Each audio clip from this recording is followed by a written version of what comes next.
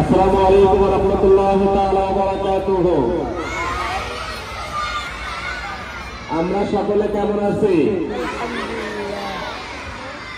বাড়ির সবাই কেমন আছে? আগামীকালের কথা কি মনে আছে আমাদের? কার মনে নাই? সকলের আছে?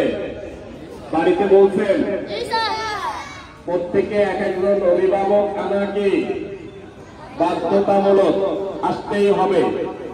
আপনাদের বাড়িতে স্যারেরা চিঠি দিয়েছে, কল দিয়েছে, আর আমরা আপনাদেরকে এখান থেকে দাওয়াত দিয়ে দিচ্ছি, আপনারাও বাড়িতে যেয়ে বলবেন আগামীকালের প্রোগ্রাম যাতে সুন্দর সফল হয়। এই জন্য আমরা আমাদের প্রত্যেকের জায়গা থেকে দায়িত্বশীল হব ইনশাআল্লাহ। এই জন্য নির্দেশনা হচ্ছে সময় মতো ক্যাম্পাসে উপস্থিত হওয়া। আজকে অনেকে দেরি হয়েছে। দুঃখের বিষয় হচ্ছে আমাদের একটি গাড়ির সমস্যা, সেই গাড়িটি আসলে আমরা ক্যাম্পাসে এখনো আনতে পারিনি। তা আমরা চেষ্টা করতেছি কালকে সকালে ক্যাম্পাসে আসার জন্য। যদি না আনতে পারি তাহলে গাড়ি যেভাবে আজকে গিয়েছে গাড়ি সেভাবে যাবে। একটু কষ্ট হলো, আমরা সময় মতো আগামীকাল আমাদের সীমাকাল ইসলামী আইডিয়াল একাডেমির জন্য একটি ঈদের দিন, একটি উৎসবের দিন, একটি আনন্দের দিন। আমরা এই আনন্দ উৎসব এটা যাতে আমরা সকলে সুন্দরভাবে হাসি মাখা মুখে উৎফুল্ল মেজাজে আমরা আদায় করতে পারি।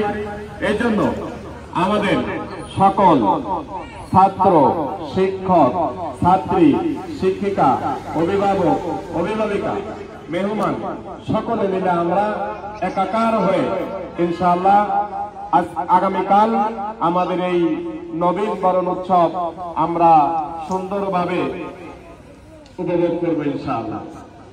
এর জন্য আমাদের যে নির্দেশনা আপনাদেরকে দেওয়া হয়েছে, একাডেমিক ড্রেস 100% একাডেমিক ড্রেস লাগবে।